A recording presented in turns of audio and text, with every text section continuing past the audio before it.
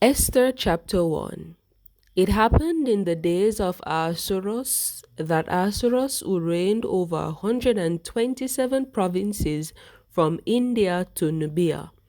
In those days, when King Ahasuerus occupied the royal throne in the fortress Shushan, in the third year of his reign, he gave a banquet for all the officials and courtiers, the administration of Persia and Media, the nobles and the governors of the provinces in his service.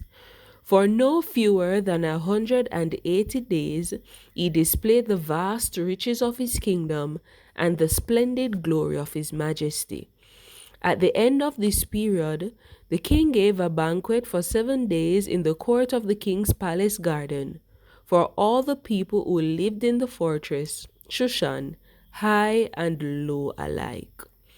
There were hangings of white cotton and blue wool, caught up by cords of fine linen and purple wool to silver rods and alabaster columns.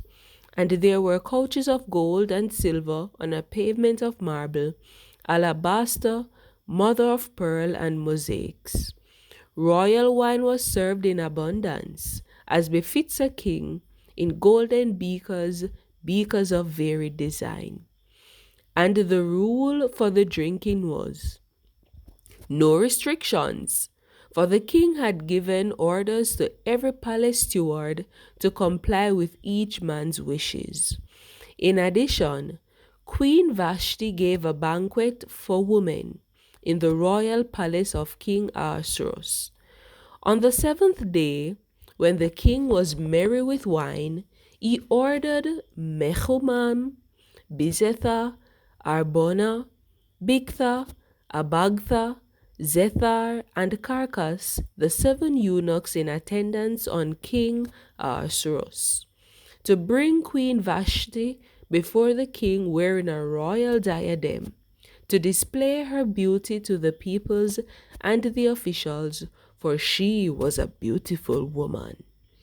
But Queen Vashti refused to come at the king's command conveyed by the eunuchs. The king was greatly incensed, and his fury burned within him. Then the king consulted the sages learned in procedure, for it was the royal practice to turn to all who were versed in law and precedent. His closest advisers were Karshina, Shethar, Admatha, Tarshish, Mers, Marsena, and Memucan, the 7 ministers of Persia and Media who had access to the royal presence and occupy the first place in the kingdom. What, he asked, shall be done according to the law to Queen Vashti for failing to obey the command of King Ahasuerus conveyed by the eunuchs? Thereupon Memucan declared in the presence of the king and the ministers, Queen Vashti has committed an offense not only against your majesty, but also against all the officials and against all the peoples in all the provinces of King Ahasuerus. For the queen's behavior will make all wives despise their husbands, as they reflect that King Ahasuerus himself ordered Queen Vashti to be brought before him, but she would not come.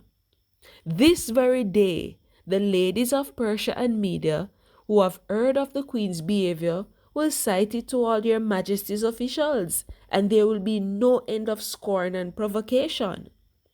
If it please your majesty, let a royal edict be issued by you, and let it be written into the laws of Persia and Media, so that it cannot be abrogated, that Vashti shall never enter the presence of King Ahasuerus. And let your majesty bestow her royal state upon another who is more worthy than she.